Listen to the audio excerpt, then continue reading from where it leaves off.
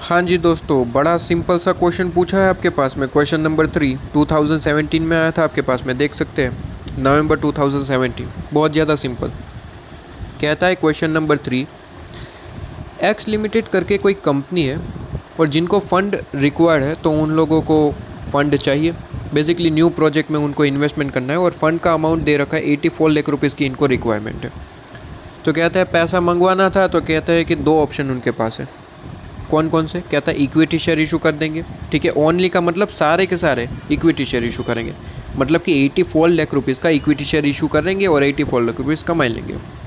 कहते हैं कि सर कमा लेंगे वो तो ठीक है, 10 रुपये के हिसाब से इक्विटी शेयर इशू करेंगे, मतलब कि 84 लाख डिवाइड बाई 10 करेंगे तो नंबर ऑफ शेयर्स मिल जाएंगे। कितने आए सर? 8,40,000 number of shares.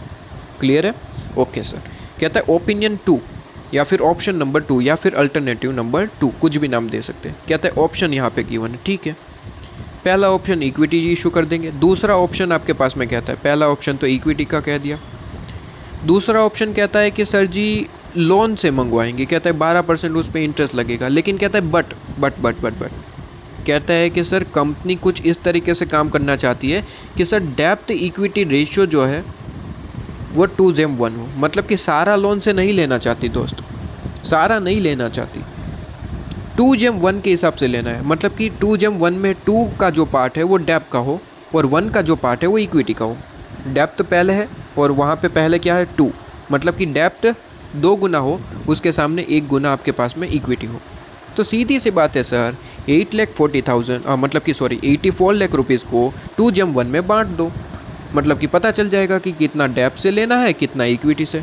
तो कहते हैं सर जी 84 lakh rupees into 2 divide by 3, मतलब कि सर कितना आया 56 लाख रुपीज़।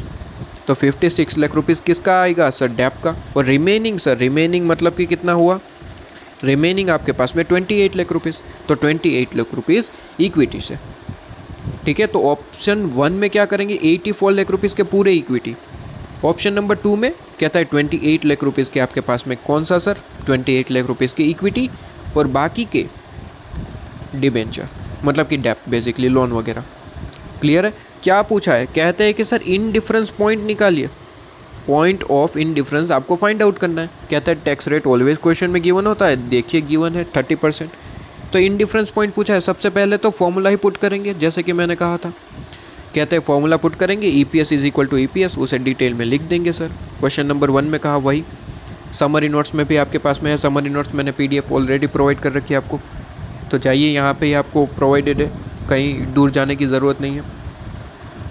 क्लियर है? तो कहते हैं कि सर ये चीज़ तो आपके पास में एकदम से क्लियर है, चलो ठीक है।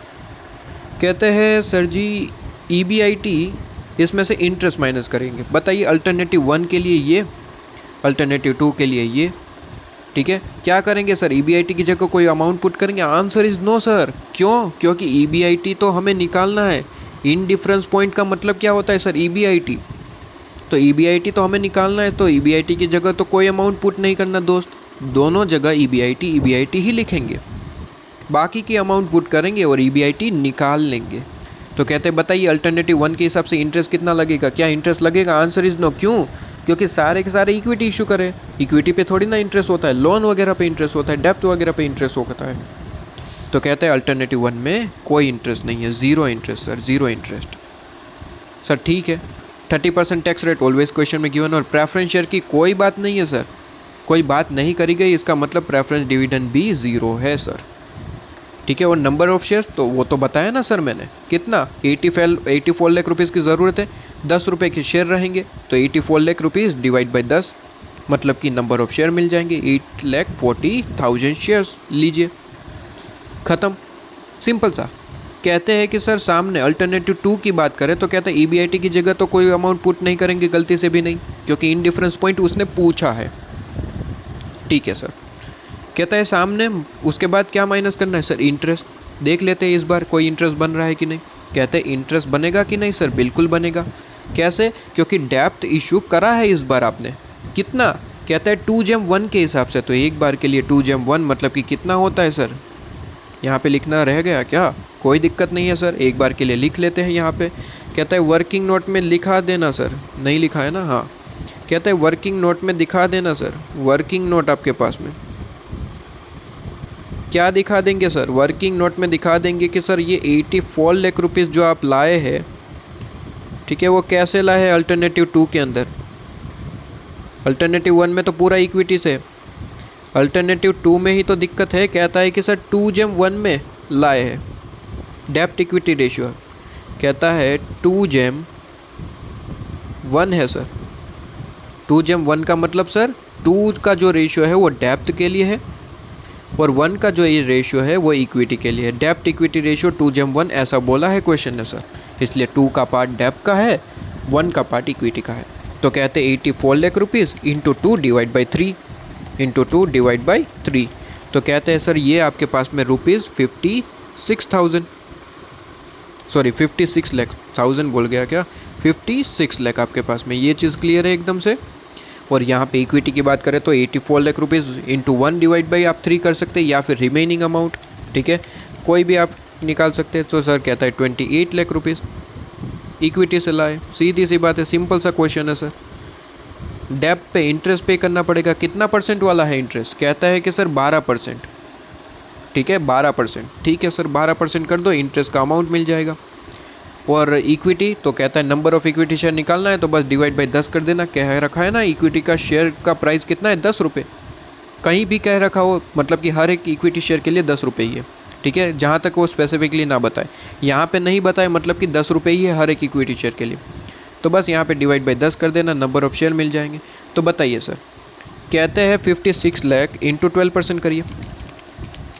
तो कहता है इंटरेस्ट का अमाउंट मिल जाएगा सर, बिल्कुल मिल जाएगा। कितना आया सर? क्या इतना आया? 6,72,000, बिल्कुल सर। फिर क्या करना है सर? टैक्स माइनस करना है, टैक्स रेट 30% है। प्रेफरेंस डिविडेंड तो है नहीं तो वो तो ज़ीरो। और divide by number of shares. Number of shares कितने होंगे सर? सीधी सी बात है, 28 लाख रुपीज़ इक्विटी से मंगवाया है, डिवाइड बाई क्या करेंगे सर, 10 रुपीज़। एक शेयर का प्राइस 10 रुपीज़ है, तो 2,80,000, ठीक है, तो 2,80,000 आ गया सर जी।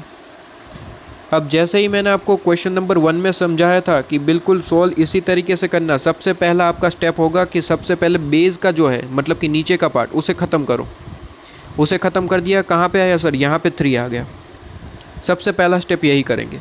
उसके बाद क्या करेंगे सर? ऊपर का सोल्व करेंगे और 3 इस तरफ मल्टीप्लाई करेंगे। सबसे पहले देखिए यहाँ पे कहते हैं EBIT -0, मतलब कि 1 EBIT ही रहा।